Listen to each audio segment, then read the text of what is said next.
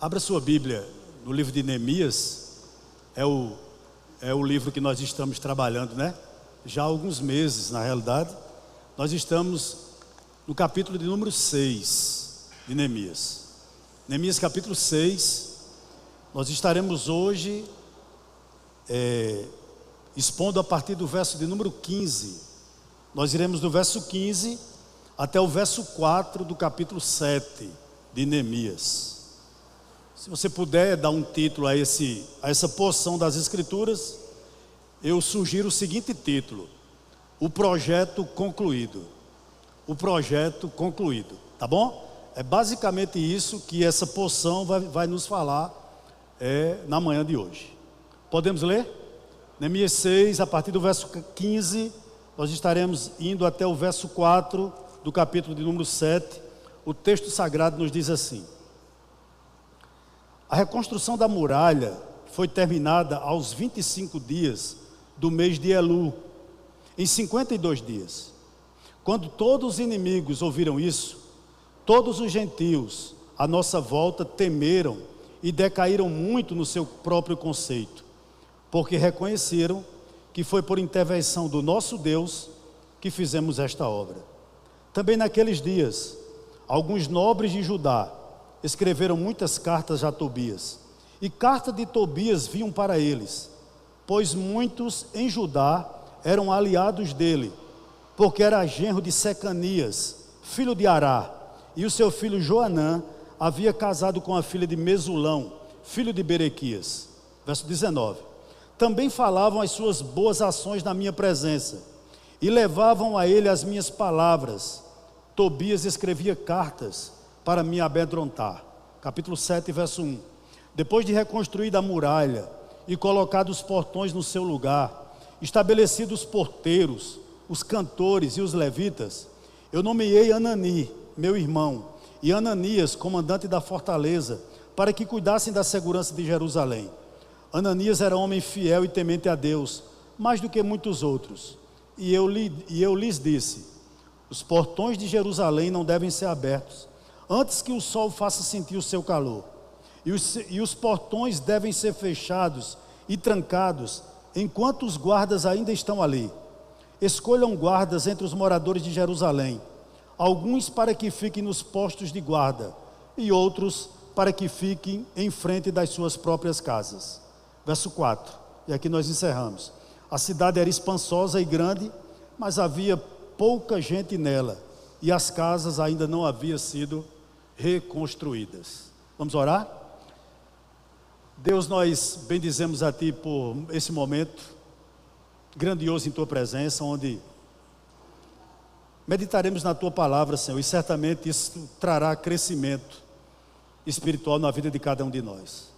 Ajuda-nos, ó Deus, a sermos fiéis ao texto sagrado. Eu peço que o coração de cada um que aqui está, como também dos amados que nos acompanham de forma remota, possam estar aquecidos para receber essa porção das Escrituras como realmente ela é, como a boa palavra de Deus.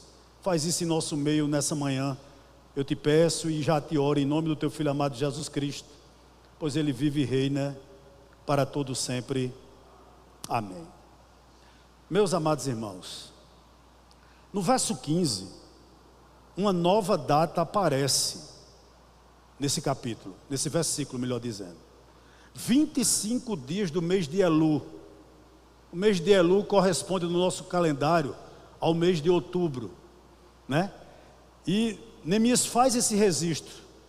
Interessante que, mais ou menos em março e abril, no capítulo 2, verso 1 ao verso 3, Neemias menciona pela primeira vez a sua tristeza com relação à situação de Jerusalém ao rei da Pérsia, ao rei Artaxerxes. E aqui ele faz outro registro de uma data. O que isso nos ensina? Primeiro, com base ainda no verso número 5, 6 meses haviam se passado desde a sua chegada de Neemias à cidade de Jerusalém. E foram, irmãos, 6 meses extremamente difíceis.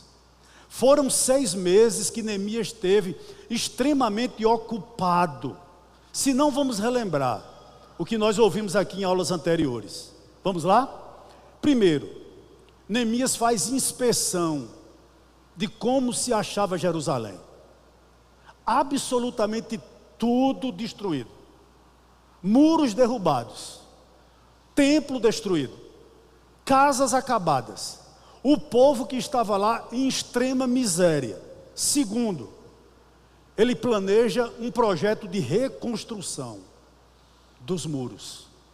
Terceiro, ele faz estratégia para colocar em ação e recruta homens e mulheres para essa tarefa. Não era uma tarefa fácil. Nós ouvimos aqui. Pegar pessoas que eram acostumadas a trabalhar com perfume, com joias, até mulheres, para servir de servente de pedreiro e como pedreiro.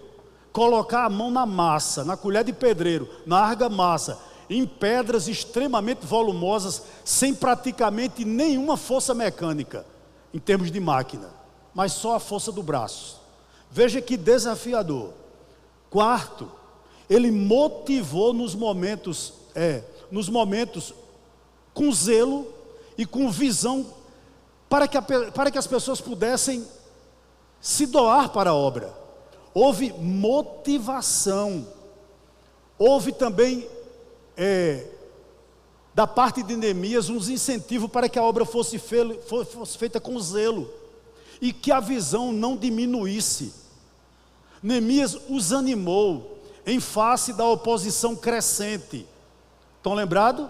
Sambalate, Tobias e Gesem eram e sempre foram opositores da obra de Deus. Neemias teve que animar, sabe? Mesmo que muitas vezes a ameaça era até a própria vida de todos, que vinha tanto de fora quanto de dentro. Então, você tem que concordar comigo que foram 6 meses, irmãos, extremamente exaustivos. E quando Neemias nos informa aqui no verso número 15, que o muro foi concluído em 52 dias, isso evidentemente não fica claro a que momento ele se refere. Mas alguns doutrinadores entendem que é exatamente após o verso 1 e o verso de número 14 do capítulo número 6. Após esse registro dessa passagem que nos foi exposta domingo passado pelo pastor Jorge, demorou apenas 52 dias para que todo o muro e as portas estivessem tudo no seu devido lugar. E aqui já vai uma primeira aplicação para a nossa vida, com base no verso número 15. E eu gostaria que você atentasse para isso, que eu vou lhe dizer aqui nessa manhã. Sem esforço, nenhum de nós faremos grandes realizações para Deus. Nenhum projeto que você tenha no seu coração, certamente você tem um ministério, né? Nenhum ministério que Deus quer que você exerça, por mais parado que agora esteja seu ministério, ou abandonado, a partir do momento em que você retomá-lo, pode colocar uma coisa na sua mente: sem esforço da sua parte, nada será realizado. Absolutamente nada será realizado, se você não se esforçar. Isso fica muito claro à luz do verso de número 15, que nós estamos analisando. Em 52 dias, os muros e as portas estavam tudo no seu devido lugar. Versículo de número 16. Quando todos os nossos inimigos ouviram isso, ouviram o quê? Ouviram que o muro tinha sido reparado, ouviram que as portas estavam em seu lugar. Quando eles ouviram isso, verso de número 16, todos os gentios à nossa volta temeram e decaíram muito no seu próprio conceito, porque reconheceram que foi por intervenção do nosso Deus que fizemos esta obra. Vamos parar um pouquinho aqui no verso 16. O que é que nós precisamos observar nesse verso 16? Primeiro, a obra foi realizada e sempre será a despeito da oposição por parte dos inimigos de Neemias. Tudo que você for fazer para Deus, quando há esforço da sua parte, vai haver oposição, irá haver oposição, mas apesar da situação, da oposição, se realizará. Isso fica muito claro. Agora você tem que entender uma coisa à luz desse texto, ou à luz de todo o livro de Neemias, o diabo, ele vai empregar todo o seu arsenal de artimanhas para frustrar as tentativas de obediência ao Evangelho, e também de demonstrar e de demonstração afetuosa do amor leal no serviço de Deus. O que é que eu estou querendo dizer aqui? O projeto que Neemias supervisionou, leia-se, a construção dos muros, ele foi problemático do começo ao fim.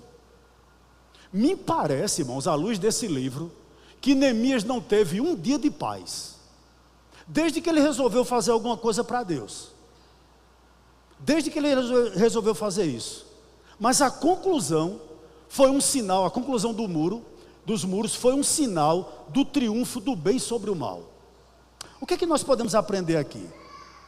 Irmãos, o nosso adversário, você tem um adversário, talvez a gente está vivendo um evangelho tão light, né?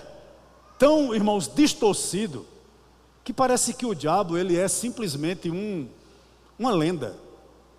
Eu não estou aqui fazendo apologia ao poder do diabo de maneira alguma. Ele foi derrotado lá na cruz do Calvário, mas ainda existem os desdobramentos. Ele ainda está solto no mundo, querendo impedir eu e você de progredir espiritualmente. Claro que sim. E o projeto de Neemias foi um projeto, irmãos, problemático, repito, do começo ao fim. E esse adversário, ele vai fazer de tudo para que nada flua no nosso meio. Vou lhe fazer uma pergunta aqui, ou relembrar algumas coisas para você. Como é difícil nós mantermos comunhão? Pense aí. Em qualquer comunidade cristã, como é difícil nós mantermos comunhão. E eu vou lhe dizer se você falta comunhão na sua vida. Quando você se dobra para orar, e você não ora exatamente por aquela pessoa que você não tem comunhão. Falta de comunhão. Como é difícil na nossa comunidade, eu estou dizendo evangélica, não estou me referindo especificamente ao Médici, demonstrar amor. E eu lhe pergunto, quem está por trás disso tudo? É só nossa natureza caída? Não. Por quê? Porque quando Satanás lança no meio do rebanho falta de comunhão, falta de amor, falta de dedicação, o que brota no coração das pessoas? O que paralisa a obra? Desmotivação. A coisa pior que pode acontecer com você, com relação às coisas de Deus, é desmotivação. Desmotivação leva a gente a não lutar mais pelo casamento, a não trazer mais filho para a escola bíblica, a não fazer culto familiar, a não se envolver nas coisas de Deus. Isso tem nome, chama-se desmotivação. E era o que ocorreu por diversas oportunidades durante esse projeto de Neemias.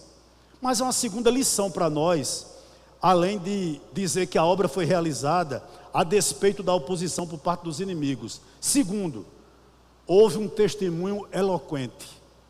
Vamos reler o verso 16? Olha o que o verso 16 diz.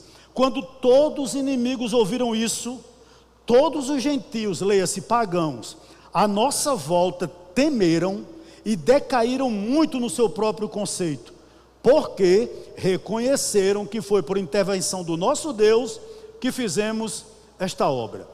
Testemunho eloquente. Neemias não está dizendo aqui que os inimigos de Israel se converteram.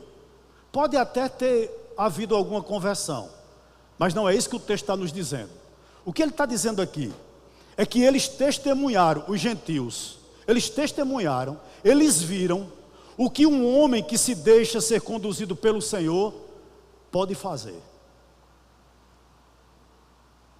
Você já imaginou o que você pode realizar para Deus, irmãos?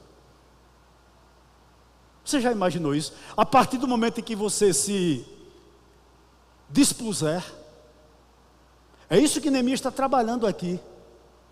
E ele está dizendo no verso 16 que quando Deus fez a obra poderosa, até os incrédulos, os gentios aqui, estremeceram. Por quê? Porque diante de toda experiência de dor, e uma coisa que Neemias passou, que eu acho que ele tem muito a nos ensinar, ele soube lidar com a rejeição. Pense num sentimento terrível para você administrar, quando você é rejeitado, quando você olha em uma comunidade onde você não é aceito ou bem aceito. Neemias estava exatamente assim, mas mediante esse testemunho dele, de experiência de dor e rejeição, isso gerou nos seus inimigos um senso de majestade, não para com Neemias, mas para com Deus. Na realidade, o que eles estavam dizendo, os inimigos do povo de Deus, era o seguinte: sem dúvida alguma, esse homem deve ser cheio de Deus demais, porque ele não para. Ele não para. Ou seja, fazer os muros, reconstruir os muros de Jerusalém, foi para Neemias uma forma dele pregar não só aos seus patriotas, mas também aos gentios. Está envolvido com aquilo que ninguém queria para a glória de Deus. Era um meio que Neemias usou, aliás, que Deus usou Neemias para testemunhar acerca do próprio Deus. Era um testemunho eloquente. Eu gostaria de lembrar uma coisa: foi o mesmo que aconteceu com Paulo. E ele relata isso em Filipenses, capítulo 1, verso 12 ao 14. Quando ele diz que as suas prisões, na realidade foi um meio que Deus usou para que ele pudesse pregar para toda a guarda pretoriana e que muitos ali se convertessem. O fato de Paulo estar preso e não resmungando e não reclamando, fazia com que aqueles guardas olhassem para ele e vissem: só pode ser Deus na vida desse homem. Além de toda prisão, além de todo o martírio de uma prisão romana, esse homem não reclama e ainda prega para nós. Era o que estava acontecendo exatamente aqui com Neemias. Vou lhe dizer uma coisa aqui nessa manhã, sem medo de errar. É exatamente isso que acontece quando de forma aberta um ímpio se converte. Eu e você, quando nós éramos totalmente mundanos, a partir do momento em que houve conversão em sua vida, entenda, aquele que lhe critica hoje ainda, ele está lhe lendo. Antes dos incrédulos lerem a Bíblia, ele lê a mim e a você. Tudo que você fizer, tudo, você cristão, tem peso entre os pagãos. Seu linguajar, a maneira como você se veste, como você trata sua esposa, como você trata seu esposo, como você exerce sua função lá na empresa que você trabalha, a maneira como você é patrão, tudo isso tem peso para os crentes, mas tem um peso talvez maior para os incrédulos. Perceba bem isso, é exatamente isso aqui que esse texto está nos dizendo, tá bom? Vamos seguir um pouquinho adiante, verso 17 ao verso 19, vamos ler? 3 versos. O texto diz assim, verso 17: toda a congregação dos que tinham voltado saiu aqui do verso 17 do capítulo 6. Também naqueles dias, alguns nobres de Judá escreveram muitas cartas a Tobias, e cartas de Tobias vinham para eles, pois muitos em Judá eram aliados dele, porque era genro de Secanias, filho de Ará, e o seu filho Joanã havia casado com a filha de Mesulão, filho de Berequias. Também falavam as suas boas ações na minha presença, e levavam a ele as minhas palavras. Tobias escrevia cartas para mim amedrontar. Terceira coisa que eu vejo aqui à luz desse texto: uma vida cristã testada, ou liderança testada. Verso 17 ao verso 19. Eu gostaria que você colocasse outra coisa em sua mente. Irmãos, Deus vai nos proporcionar momentos maravilhosos em nossas vidas. Talvez você esteja desfrutando as benesses hoje do seu casamento. Que bom. Talvez você hoje, como muitas irmãs aqui, graças a Deus, né? E está vindo mais, estão tendo a experiência de ser mãe. Que dádiva, irmãos, ter um filho. Como eu já dobrei o cabo de Tordesilhas, não sei. Eu estou vivendo a experiência de ter netos. Eu estou mais para lá, entendo, eu estou mais para a glória do que para cá. Mas como é bom, né? Você desfrutar de poder ter filhos, de ter netos. Ou seja, o que é que eu estou querendo dizer? Deus vai nos proporcionar aqui momentos bons, entre familiares, entre amigos, na igreja. Todos nós desfrutaremos de bons momentos na vida. Agora, se você é um cristão maduro e autêntico, eu gostaria de dizer algo que não é popular, mas é bíblico. A oposição nunca estará ausente da sua vida. Nunca foi fácil ser cristão. E nunca o será. Eu gostaria que você atentasse para isso. Nunca a oposição irá apartar-se da sua vida. Jamais. Desde que você tome posições cristãs, você vai ter oposição sempre.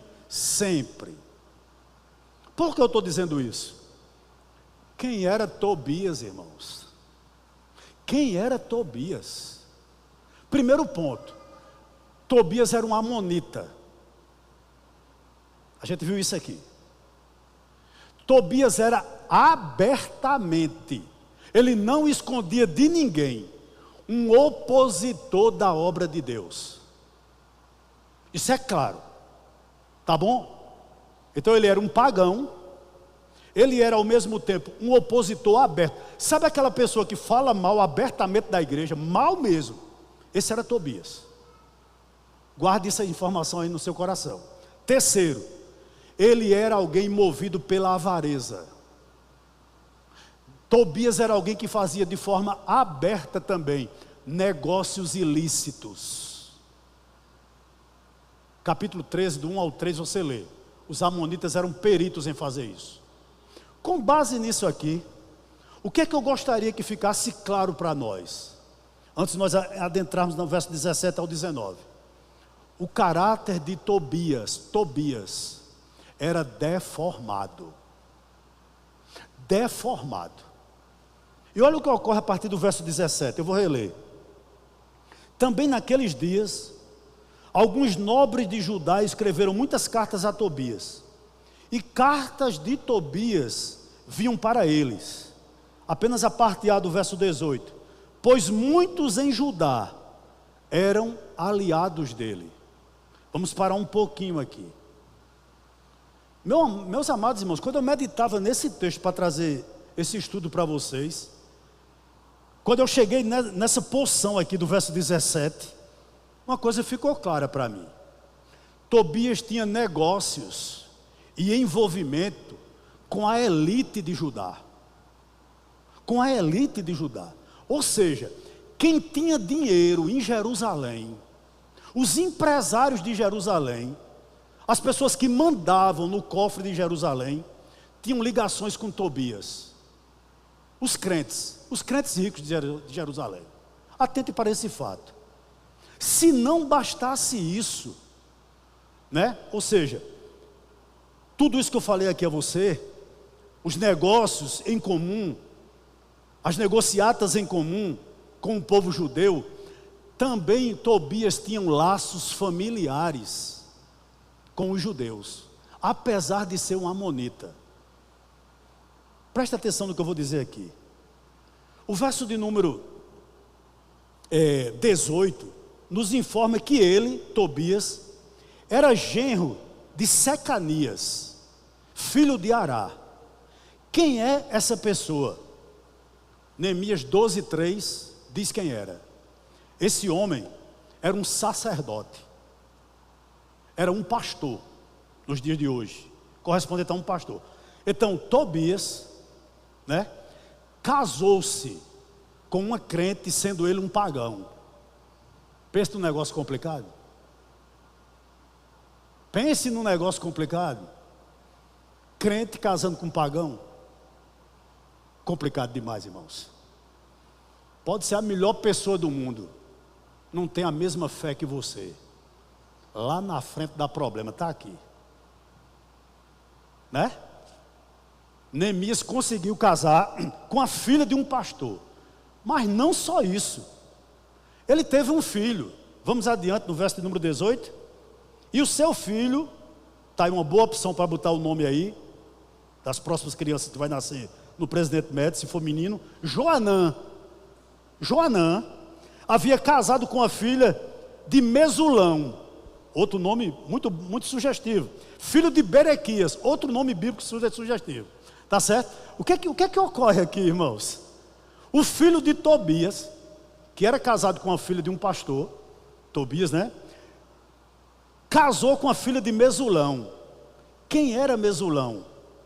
Mesulão era um israelita, era um crente, que trabalhou na reconstrução dos muros também. Neemias capítulo 3, verso 4 e verso 30, nos diz isso. Qual foi a estratégia que Tobias usou? Eu vou entrar no meio desse povo, vou casar logo com a filha do pastor, resolve tudo espiritualmente para mim, pensava ele, né, talvez, né? E o filho dele casou também com a filha de um homem crente. Aonde eu quero chegar? O que é que eu aprendo aqui? Quando Neemias começa a refutar, não é nem refutar, é ir de encontro às atitudes erradas de Tobias, o povo de Deus se levantou contra Neemias. Porque família é família, irmãos.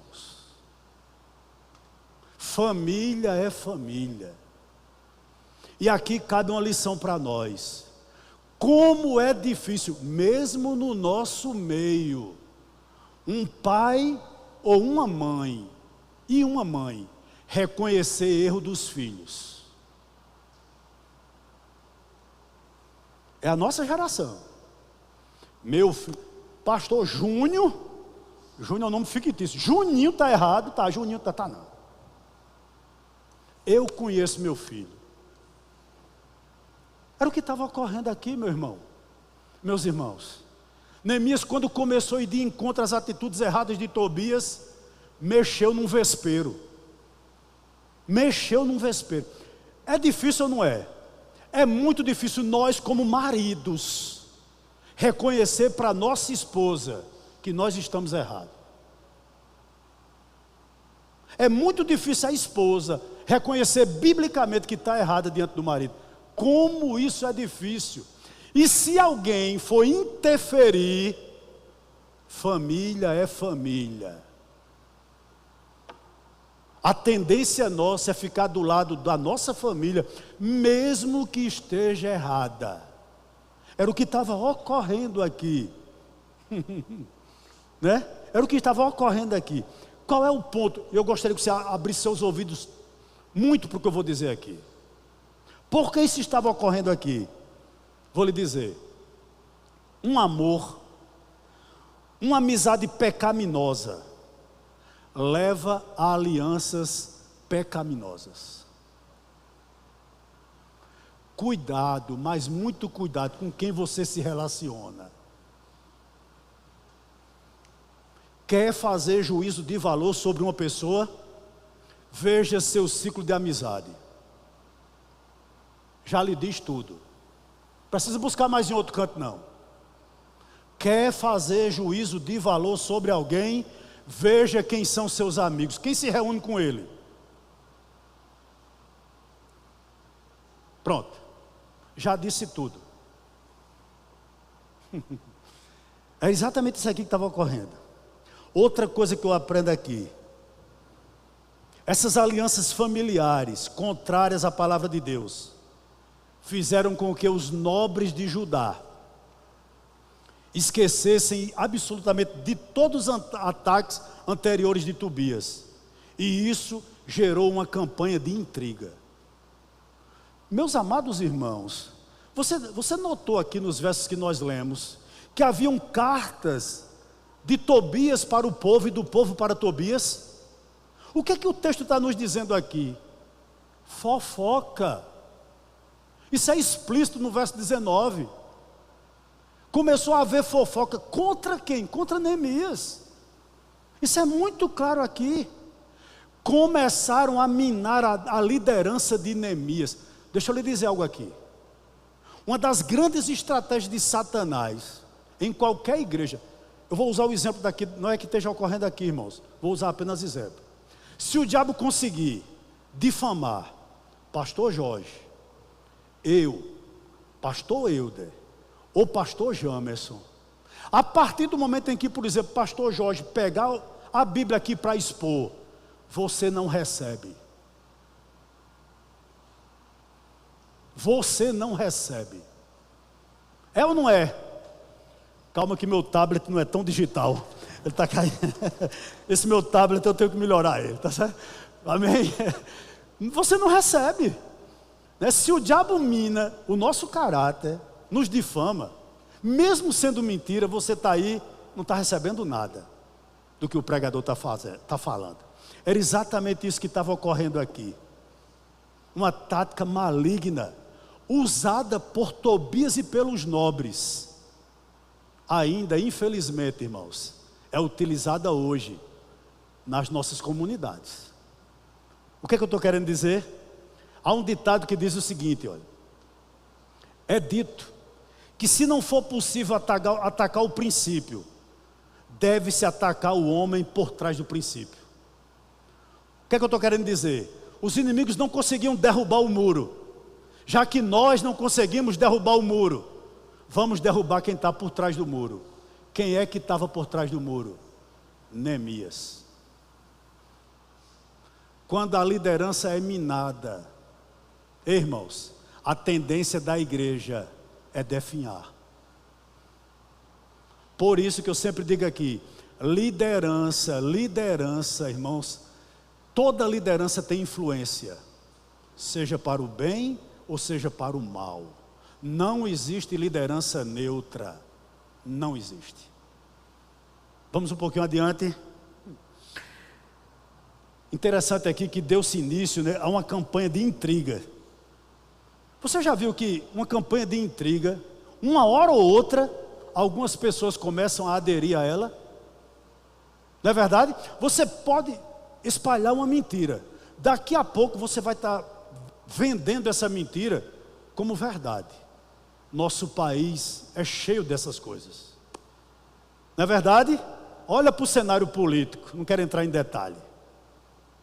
Uma mentira é vendida e todo mundo começa a acreditar que é verdade. Assim também é o que estava acontecendo aqui, né? Deu-se início a uma campanha de intriga. E Tobias começou a fazer isso. E logo os nobres chegaram para ele. Família é família. Mas outra coisa, olha, atento para isso. Negócios são negócios. Você já viu essa frase? Amigos, negócios à parte. Já ouviu? É o que está ocorrendo aqui. Eu vou reler versos 17 em diante. Também naqueles dias, alguns nobres de Judá escreveram muitas cartas a Tobias, e cartas de Tobias vinham para eles, pois muitos em Judá eram aliados dele, porque era genro de Secanias, filho de Ará, e o seu filho Joanã havia casado com a filha de Mesulão, filho de Berequias. Também falavam das suas boas ações na minha presença, e levavam a ele as minhas palavras. Tobias escrevia as cartas para me amedrontar. Eu posso até, irmãos, quando eu estava meditando, eu acho que eu cheguei até a ouvir os comentários em Jerusalém. Tipo assim, irmãos: se eu não me juntar a Tobias, os meus negócios não vão dar mais certo. Eles tinham transações financeiras com Tobias. Ah, irmãos, negócios são negócios. Deixe-me lhe dizer algo aqui. A avareza, o materialismo, com todo o seu encanto sedutor, estava agora dominando o povo de Deus. Os nobres, os mais ricos. E sabe o que me chamou a atenção aqui? Era gente que há pouco tempo tinha participado da reconstrução dos muros, tinha colocado as portas, tinha colocado as filhas e os filhos para trabalharem, e agora estão dispostos, olha como é sutil o diabo, eles agora estão dispostos a associar-se com um ex-inimigo. Tobias era inimigo, e eles agora já não são mais inimigos de Neemias, já são amigos. Por quê? Dinheiro, irmãos. Nunca houve arrependimento em Tobias, mas em troca de ganhos financeiros, eles se juntaram a eles. E pasmem, veja o que eles estavam dizendo de Tobias. Estão lembrados do caráter de Tobias? Totalmente pagão, totalmente avarento, totalmente contrário à igreja de Deus. Estão lembrados? Mas olha agora, por conta de dinheiro e de família, olha o que eles, os nobres, estão falando acerca de Tobias. Quem é Tobias a partir de agora para eles? Verso 19, vá para eles. Também falavam de quê? Das suas boas ações na minha presença, e levavam a ele as minhas palavras.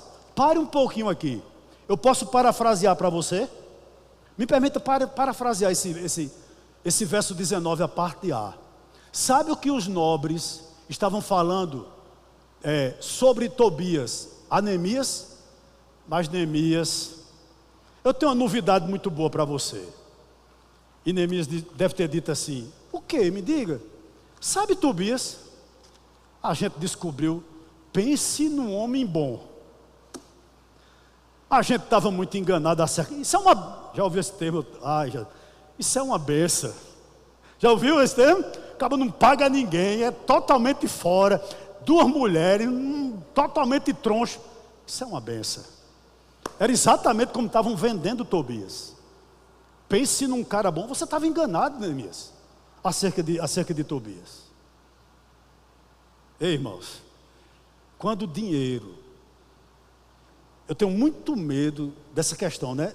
Eu tive um pastor no seminário, um pastor metodista, e ele sempre me dizia isso: Rony, fuja de 3 barras: barra de ouro, barra de saia e conhaque de alcatrão de São João da Barra. Né? Ou seja, dinheiro, né? Bebida e mulher alheia. Parece que esses 3 pontos, pelo menos 2, estão presentes aqui. A partir do momento em que o povo de Deus começa a fazer aliança com quem não deveria, isso é problemático. Mas há outra verdade aqui, com base nesses textos 17 ao 19. Ô irmãos, o cristianismo que não fala claramente sobre o sofrimento e sobre os ataques satânicos, no fim, ele nos decepcionará. Eu tenho dó de quem é adepto da teologia da prosperidade. Eu tenho dó, porque no fim vai vir uma frustração muito grande sobre eles. A vida é dura, irmãos, e eu tenho uma péssima notícia para você: ela pode até piorar. É verdade. Isso não é atrativo, mas isso é real. Realismo com respeito à vida, como também a batalha espiritual, é algo de que nós precisamos para não cair de uma forma catastrófica numa situação de paralisia e desespero. Vai vir momentos bons sobre a sua vida, mas virá também maus momentos. E tanto nos bons momentos quanto nos maus momentos, Deus estará presente com você. Não podemos desanimar. Contudo, qualquer que seja a dificuldade, haverá sempre graça suficiente. Bota uma coisa na sua mente: a graça de Deus irá lhe capacitar a enfrentar e a triunfar, abra seus ouvidos, sobre toda e qualquer situação. Nunca faltará a graça de Deus sobre nós. Está aqui o exemplo de Neemias, né? Na epístola de Pedro, isso é muito claro. Quando Pedro diz lá no capítulo 1, verso 6, que nós passaremos por várias provações. Mas lá no capítulo 4, verso 10, ele diz que também haverá várias graças. Ou seja, para cada provisão, para cada situação adversa da nossa vida, meu irmão, Deus tem uma graça suficiente. E vou lhe dizer mais: Deus não lhe leva para lugar algum, se é Deus que está levando, que Ele não possa lhe sustentar. Ponto final. Pode ser para reconstruir muro, Deus está com você. Isso é maravilhoso demais. E ao mesmo tempo confortante. É ou não é? Partindo para o final, porque meu tablet já está com 5% só da bateria carregada. Então eu tenho que ser rápido hoje, né? Vou do verso 1 ao verso 4, do capítulo 7. Verso 1 inicialmente. Vamos ler? Na realidade, reler, né? Diz o seguinte: depois de reconstruída a muralha e colocado os portões no seu lugar, estabelecidos os porteiros, os cantores e os levitas. Verso 2: eu nomeei Anani, meu irmão, e Ananias, comandante da fortaleza, para que cuidasse da segurança de Jerusalém. Ananias era homem fiel e temente a Deus, mais do que muitos outros. Aqui Neemias vai falar sobre a proteção da cidade, ou começar a falar sobre a proteção da cidade. Atente para o verso de número 1. Muros e portas, com certeza eram necessários para a proteção, para a identidade do povo. Mas o mais importante, e eu acho isso, irmão, nisso aí eu acho Neemias fantástico. O mais importante aqui para Neemias é como estava o coração do povo. Você está entendendo? É como se ele tivesse construído a igreja. Uma igreja até bonitinha como essa nossa. Mas agora ele se volta para dentro e diz: o muro está reconstruído, as portas estão no lugar, o templo foi reconstruído por Zorobabel, né? Mas como está o coração do povo? Neemias começa agora a olhar para o povo. Para o povo. Que maravilhoso. Gostaria de lhe dizer uma coisa nessa manhã. Vamos se lembrar que a reconstrução do templo, sob a supervisão de Zorobabel e de Esdra, ela teve um propósito de estabelecer um centro para adoração diária. Veja bem, desde o início, desde que o homem caiu, irmãos, desde que nossos pais caíram, a adoração foi o principal e verdadeiro objetivo para nossas vidas. Faço uma pergunta a você: por que existe missão? Por que a igreja tem que estar sempre em missão? Porque ainda não existe total adoração. Quando Deus alcançar todos os seus, em todas as nações, a missão cessará. Porque todos os eleitos passaram a adorar. A preocupação desse homem de Deus aqui era levar o povo novamente a adorar a Deus no lugar certo. Vou lhe dizer algo aqui para você. Não caia nessa que em todo lugar onde a Bíblia é exposta, Deus está. Se é exposta de maneira errada, Deus não está falando. Qualquer igreja serve é mentira. Você tem que ter uma igreja perto da Bíblia, onde a escritura é exposta, é explicada. E se não há aplicação do texto, não tem pregação.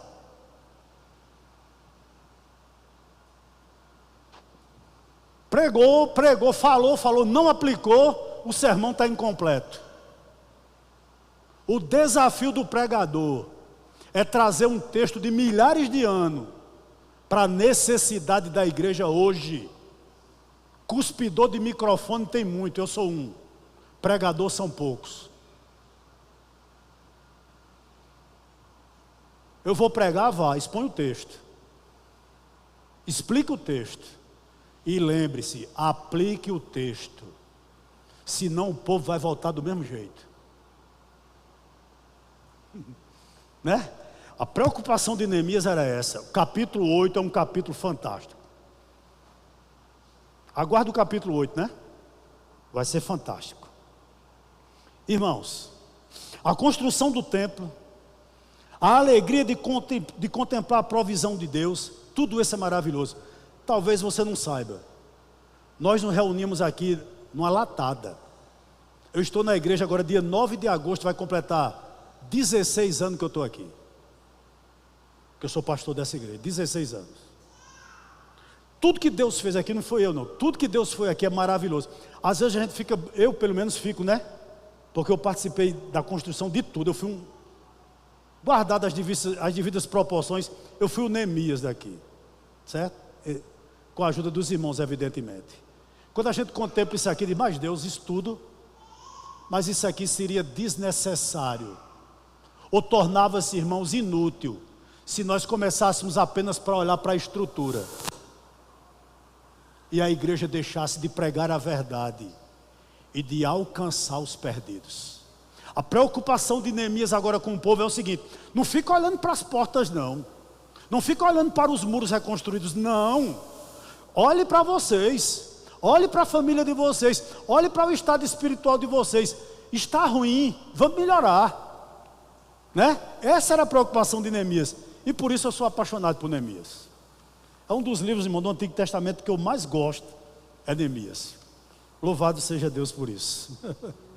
Né? Vou lhe dizer algo aqui para você.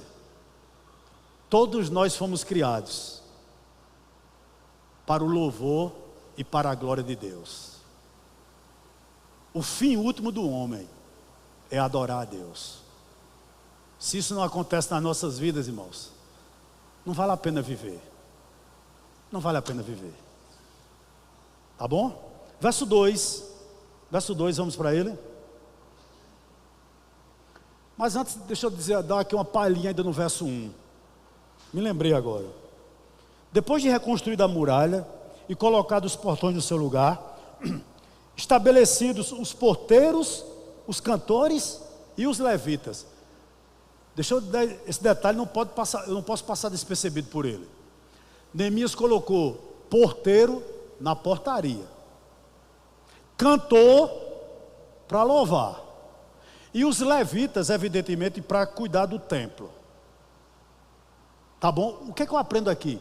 Ele sabia colocar pessoas certas nos lugares certos.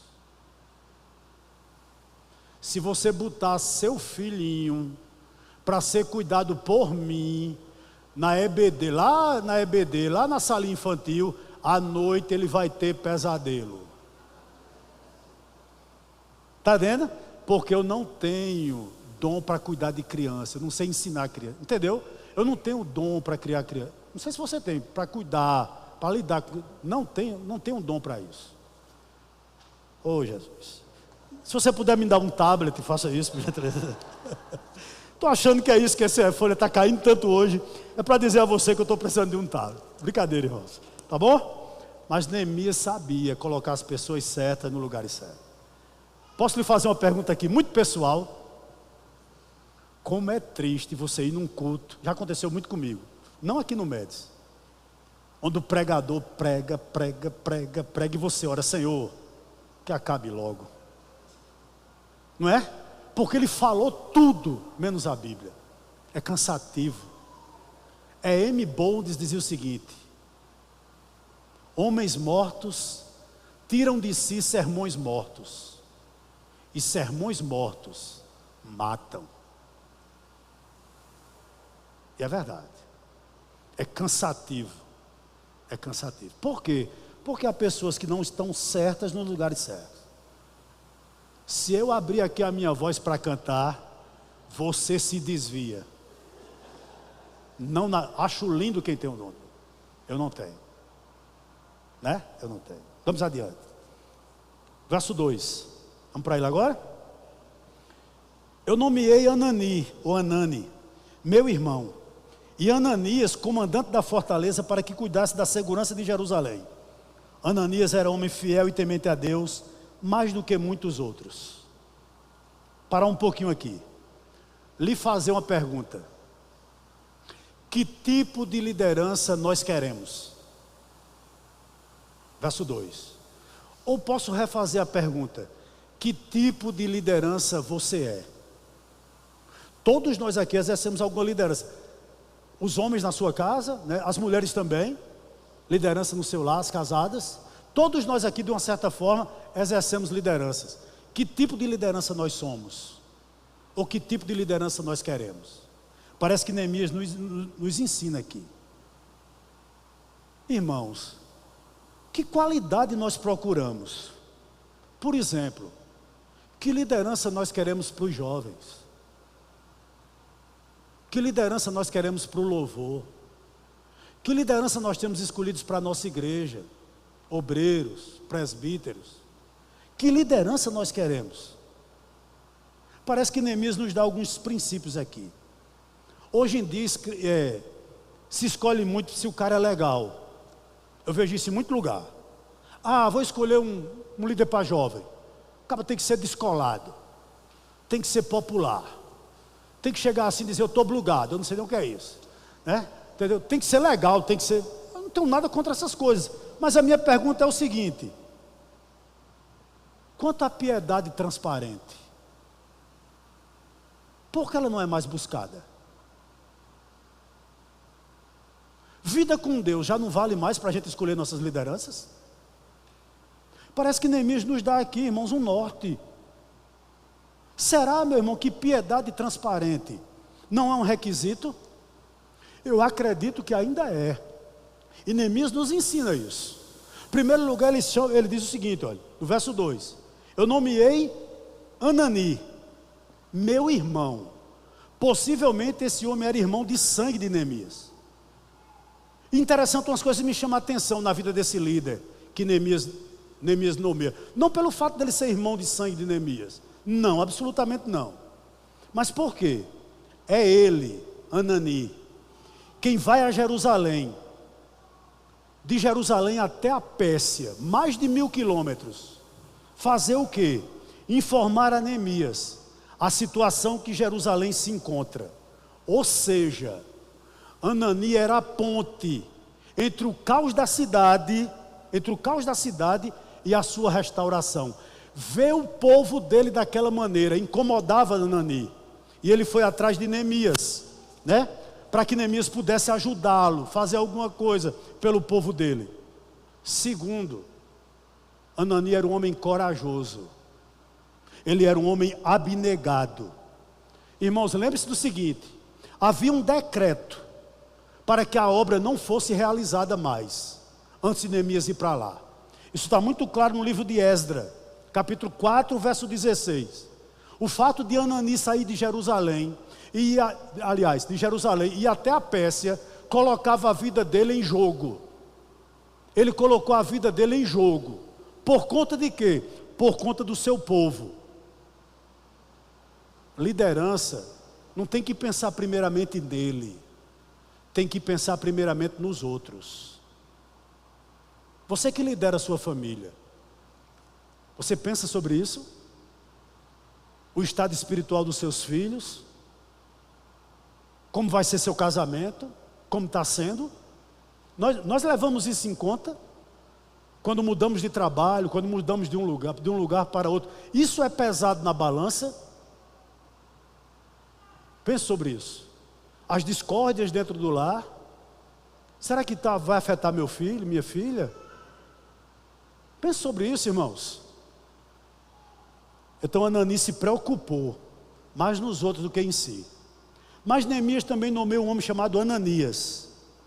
Veja bem, ainda no verso 2. Ananias, ele era comandante da fortaleza para que cuidasse da segurança de Jerusalém.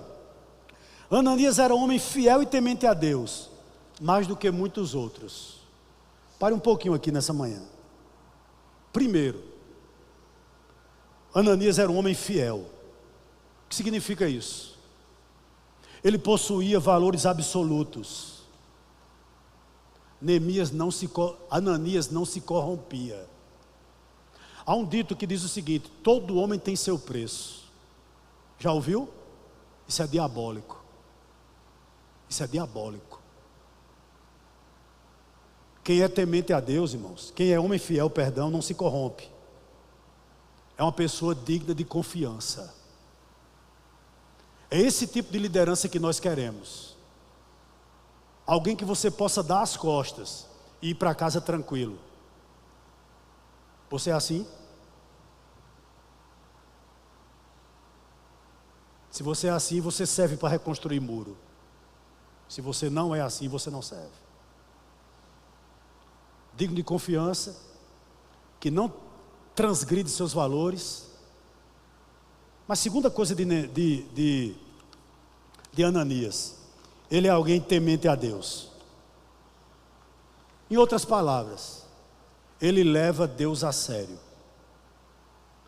Pessoas assim, irmãos, não temem o que vão dizer sobre elas, desde que importa que ela agrade a Deus, a quem o comissionou. Mas a outra coisa interessante que eu não posso deixar passar, quando o verso 2 nos informa que ele era comandante da fortaleza. O que significa isso? Ananias era alguém que estava como comandante militar de forças persas que estavam em Jerusalém para ajudar Neemias. Em outras palavras, ele era um militar. Alguém que tinha uma espada constantemente na sua cintura. Alguém que tinha insígnias possivelmente nos seus ombros. Ele tinha poder sobre a tropa. Mas apesar de tudo isso, ele era alguém que mantinha a piedade. Guarda uma coisa no seu coração: o homem que é temente a Deus e que é fiel a Deus, ele não é um produto do meio. Você pode trabalhar na instituição mais corrompida do mundo, você se mantém íntegro lá. Você pode conviver na família mais difícil do mundo, você se mantém crente lá. Exemplo disso, José. É ou não é? Está aqui também Ananias. Eu acho interessante que certamente durante aqueles 6 meses, Neemias via como Ananias se comportava diante da tropa, mesmo sendo um comandante, boina na cabeça, aquela boina vermelha. Você não vê hoje em dia, cheio de apetrecho. Bota um óculos escuro, o cabo olha para você já tem medo. Ele mantinha a humildade. Ele tinha temor a Deus. E chamou a atenção. Neemias disse: você serve para estar comigo, venha. Amém? Vamos terminar que vocês estão com fome, Verso 3 e verso 4. Diz assim o texto sagrado: e eu lhes disse: os portões de Jerusalém não devem ser abertos antes que o sol faça sentir o seu calor. E os portões devem ser fechados e trancados, enquanto os guardas ainda estão ali. Escolham guarda entre os moradores de Jerusalém, alguns para que fiquem nos postos de guarda, e outros para que fiquem em frente das suas próprias casas. Qual era a ordem aqui, irmãos? Os homens receberam instruções para vigiar os portões. Possivelmente, alguns doutrinadores que pensam assim, a cidade de Jerusalém se mantinha fechada até o meio-dia. Depois do meio-dia era que os portões eram abertos. Mas mesmo assim, os guardas deveriam ficar de olho nas portas. O que isso tem a ver conosco? Não adianta, irmãos, a gente ter muro levantado, ter portas na nossa casa, se a gente não tem guardado a nossa família. Faço uma pergunta aqui a você: que tipo de entretenimento entra na sua casa? Porta fechada, muro bem alto, assistindo tudo na televisão. vendo tudo na televisão, que não edifica. O que Neemias está nos ensinando aqui é que nós temos que ser guardiões da nossa casa, da nossa família. Como Jó, não porei os meus olhos numa donzela. Né? Não permitirei, Salmo de número 101, se eu não me engano, que coisas, irmãos, que não glorificam a Deus, façam parte do cotidiano da minha família.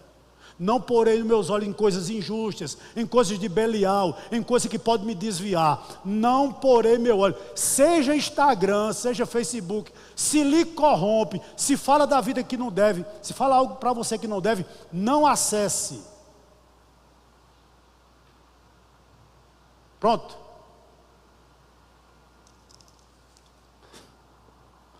Paulo exortou, né, os presbíteros da igreja de Éfeso a se acautelar contra os lobos, né? E nós, assim, nós pastores aqui, nosso grupo de pastores, os irmãos, a gente tem que se acautelar contra o falso ensino, contra a falsa doutrina, né? Porque falsa doutrina mata, tá bom? Então vigie sua casa, vigie sua família, vigie seu coração. Por fim, verso 4. A cidade era espaçosa e grande, mas havia pouca gente nela, e as casas não haviam sido reconstruídas. Queridos, Neemias nota uma coisa interessante: Jerusalém tem pouca gente, Jerusalém precisa crescer, tá bom?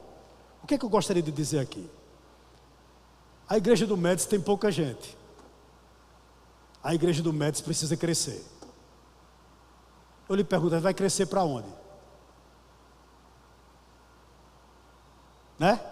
Deus não é o Deus da obra? Deus não é o Deus da obra, irmãos? Então nós vamos crescer em algum lugar. Se Deus quer fazer dar um crescimento saudável à igreja, nós vamos crescer de forma saudável. A gente não pode crescer de forma desordenada. Nós iremos crescer de forma ordenada para a glória de Deus, para dar frutos para a glória de Deus. Que Deus proporcione isso em nós.